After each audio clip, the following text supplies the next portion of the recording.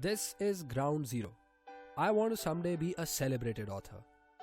Now, I can read a lot of types of books and then a bunch of self help books and watch inspirational movies, but then, as long as these events do not have a direct impact on my actions, they are frankly useless.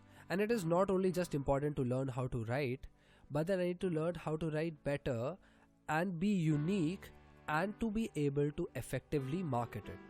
It was 4 months ago that I wrote these words down in my notebook. Every single night since then, without fail, I have read these exact words before falling asleep. And I always ask myself, what did I do today to get closer to my goal? In the last 24 hours, have I consciously made an effort to actually write something that I'm proud of?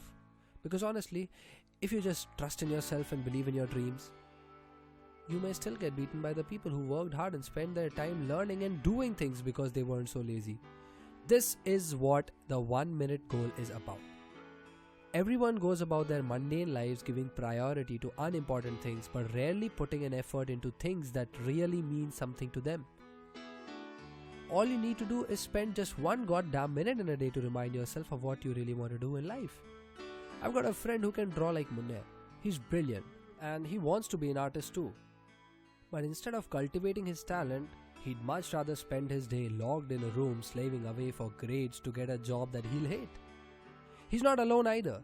Literally millions of people lock away their talents and procrastinate their dreams for so long that by the time they understood what's important, it's too late. The concept of the 1 minute goal filters down to this. Spend a single minute of your day to look at what your goal is and see how far you've come to achieving that since yesterday. That's it. For me, making these videos right now is the most important thing because in the end, it'll help me get to my target. Now, I work with a team in making these videos, writing scripts, animating stuff, adding audio. Everyone does their job so that it all comes together at the end, or at least that's how it's supposed to work in an ideal world. In reality, there are always setbacks. Someone might screw up and that's obviously going to interfere in our progress towards our goal and in my progress towards my goal. And in these circumstances, I don't sit back. I tell that person that I know how competent he is and that while I'm angry, I know that he can do better. I clarify that I do not welcome the same mistake again, and most importantly, I make sure that he understands that I think well of him but not of his performance in that situation. On the other hand, when I find someone is doing exceptionally well, I praise them by telling what they did right, how it's helpful to the project, and I encourage them. So this also brings out more of their creativity. In a bigger picture, what it is doing is that it's helping that person become better, and also it takes the project forward, which in turn takes me forward. Basically, this forms the core of the 1 minute reprimand and the 1 minute praising. When I praise someone, I want to keep the person and encourage the behavior. When I reprimand someone, I want to keep the person but eliminate the behavior.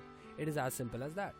And you've spent 3 minutes watching this video, but I hope that you end up saving a lot of time through the ideas that you're getting through it.